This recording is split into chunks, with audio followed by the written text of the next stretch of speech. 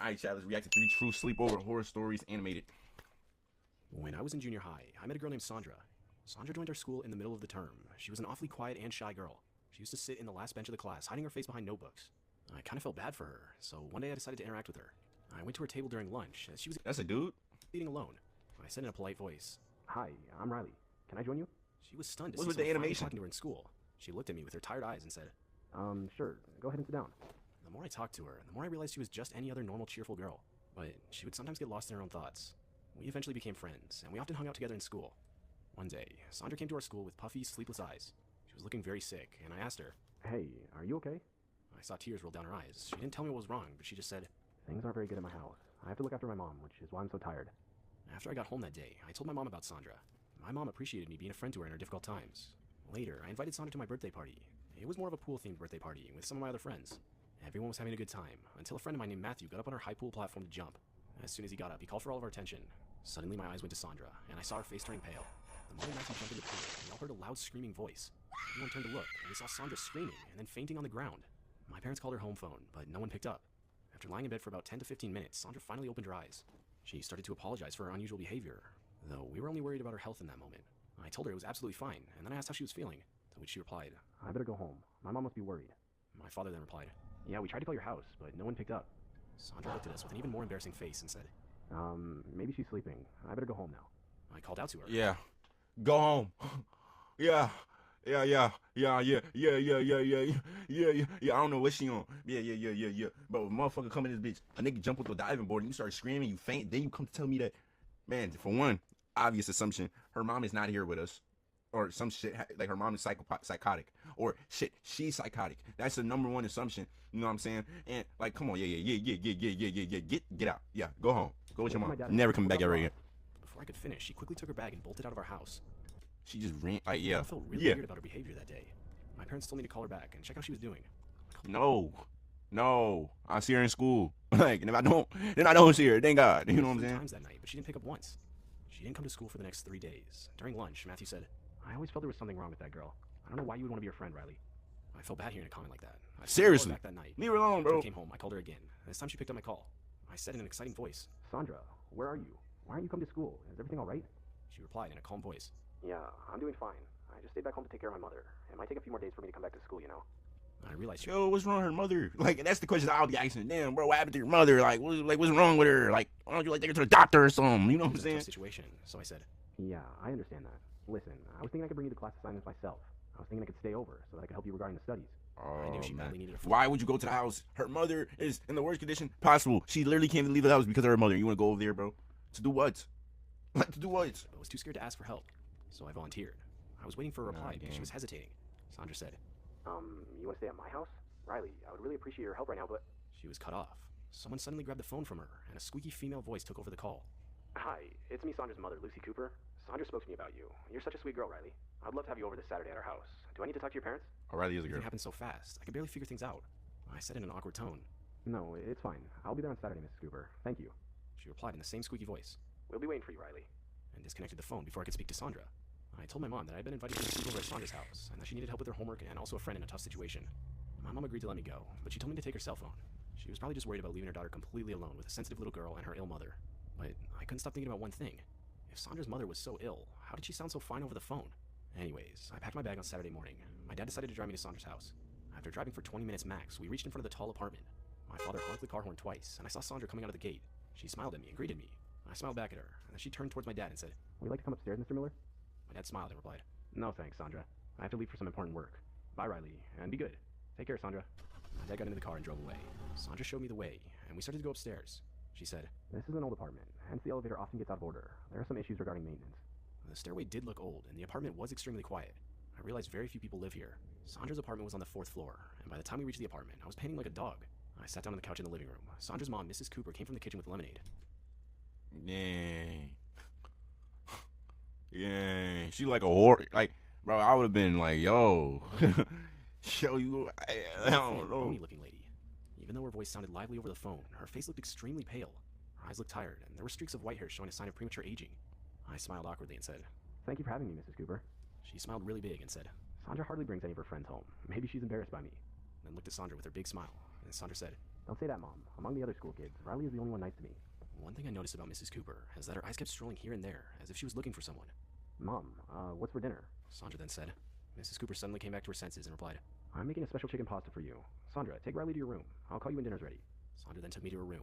On the way to her room, I saw another room on the left, but that room was locked. I thought to ask whose room it was, but I held back my unnecessary curiosity. Sandra and I sat on our bed, and we started to talk. I told her what was happening around school. We then discussed our assignments and had a good time. She was laughing and smiling. I was talking to her, when suddenly my eyes went to the half-shut door of the room and my stomach dropped. I saw a pair of creepy, wide eyes watching me. The stare was so still that it reminded me of a dead person's eyes. Sandra followed my eyes and said in an awkward voice, What is it, Mom? Mrs. Cooper then walked inside the room. She then said in a low voice, Dinner is ready, girls. I came to tell you that. After she left the room, Sandra looked at me and said, Excuse my mom's behavior. Her mental state is not that well. She means no harm, Riley.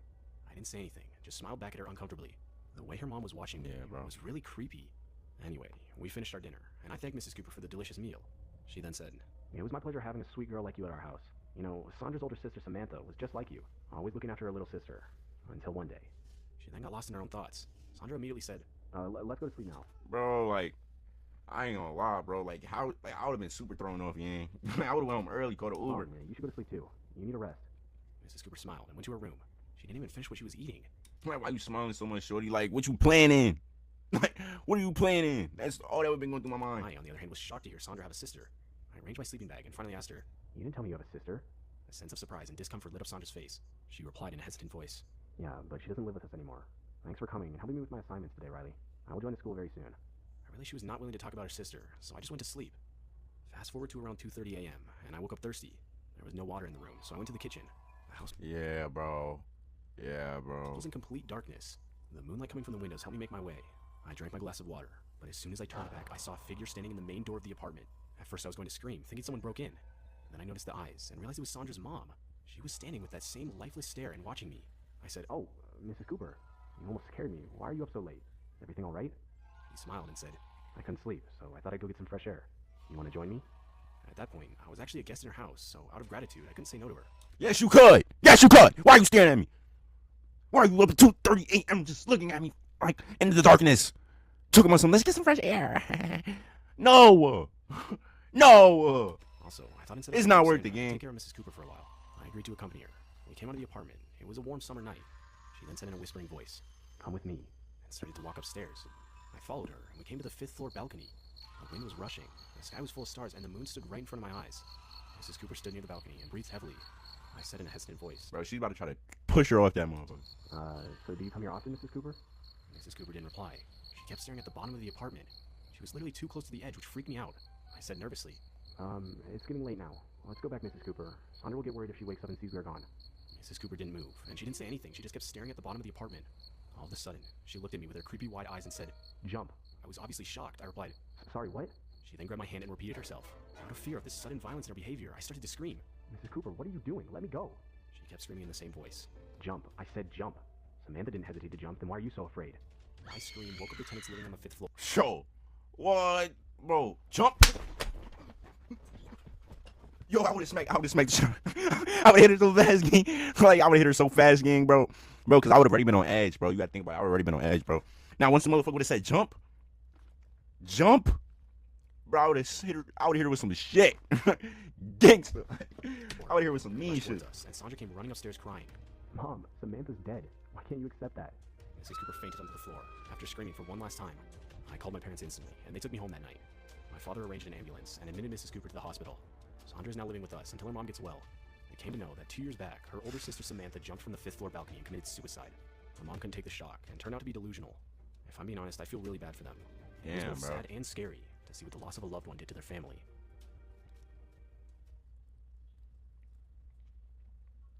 Richard picked up the phone. Mary, bro. It was her best bro. Bloody Mary gang, yo. You know how scared I was of Bloody Mary as a kid, bro. It got to a point, bro. Like, I wouldn't even want to go in the bathroom, bro. Like, I would even take showers. Like, I was going to school in elementary. Like, I was going to school without taking showers for days, gang. Like, I swear to God. Like, yo, I was dead ass terrified, bro. Friend Emma. I was dead ass terrified. When are you guys coming? Emma replied from the other side. I just called Simi. I think we'll get there by 8.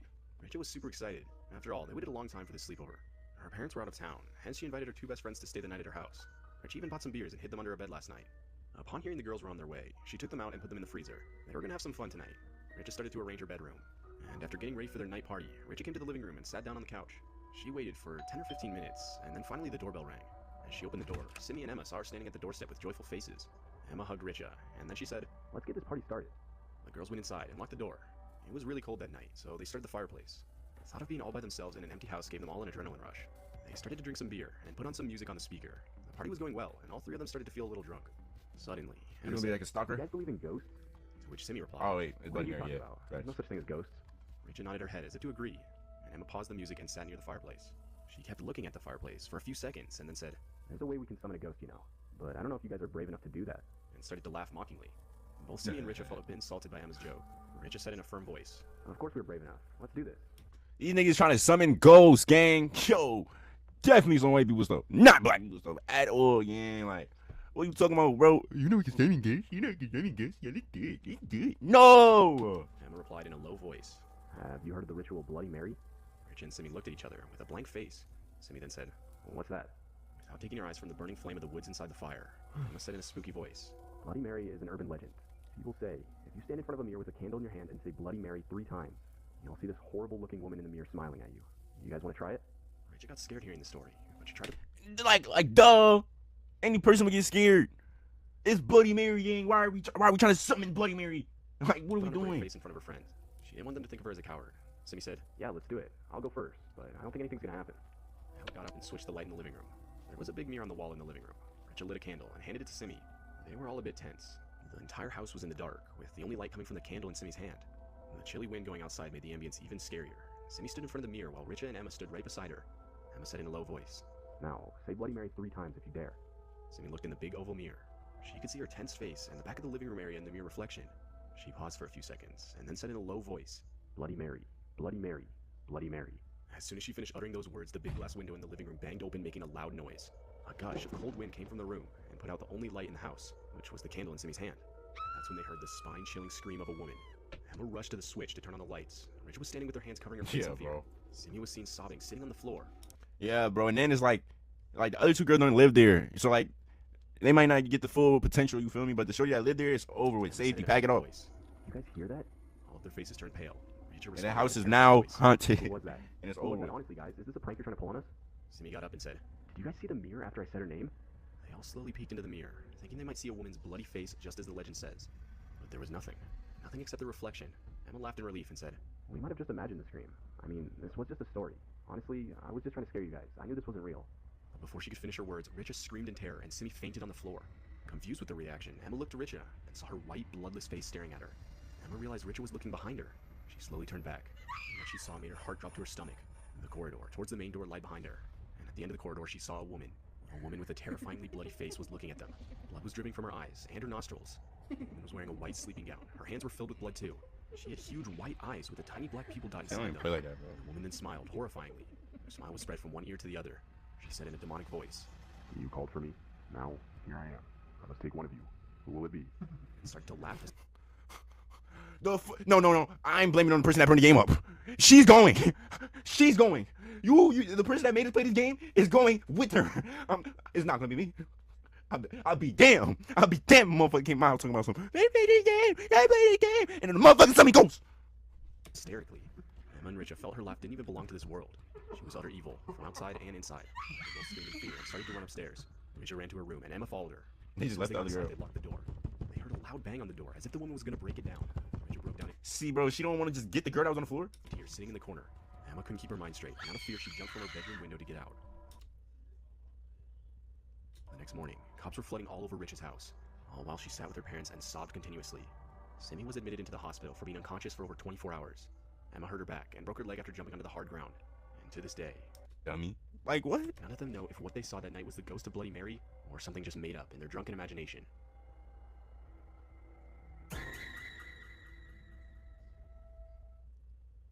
The content of this story can be disturbing to some people. This is a true incident that ruined my life, and I still go to therapy for to get over the trauma.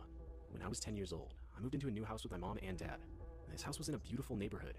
My dad took a teaching job at a high school in that area. We were excited about a fresh start. I actually even joined the same school where my dad became a new history teacher. On the first day of school, I was shy and nervous, but the kids in my class behaved nicely to me. There was where I met Sally. Sally was a cheerful girl. She had a lot of friends. She introduced me to everyone in the class, and soon enough I got mixed with the kids of the town. Sally and I often hung out together. One day, after school, I was coming home with my dad when I saw Sally getting into our principal, Mr. Sherman's car. After asking my dad, I came to know Mr. Sherman was Sally's stepfather. I honestly felt pretty impressed that even after being the daughter of a principal, Sally was still so down to earth. Days passed, and our friendship grew stronger. We started to share secrets. One day, Sally and I were walking down the school corridor when a boy named Rogan accidentally bumped into her.